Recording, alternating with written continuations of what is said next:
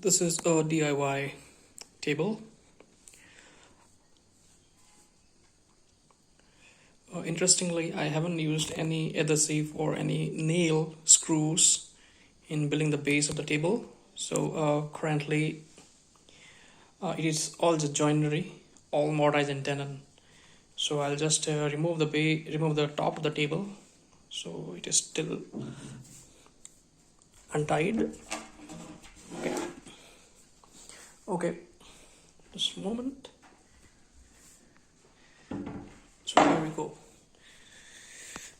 So these four legs. So in the legs there are a couple of primary joints. So you can see here. So this is the full mortise, and this guy is, the tenon is going till the end of this piece. Similarly for this side also, and this one as well. And for the sides, the mortise is going around 22 centimeter inside. So in total it is around 40 perhaps. So for the structural strength, I have added two pieces here. Both are connected via mortise and tenon.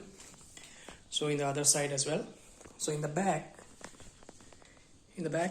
even this is a half mortise. All right. So structurally, if you see, I haven't used any adhesive or nail or screws so far. But if you see the structural strength of the table, if you pull, the whole unit will go together, both the sides. All right. So that is the strength of mortise and tenon in wood joinery. So I'll have to, use adhesive as well as the screws to make it permanent, but I don't want to do that as of now because I have another plans of adding a few more things here. And there is a tabletop. So it's a plywood piece, laminated in both the sides, and in the edge also it has the edge beading. So that's it, guys. Thank you.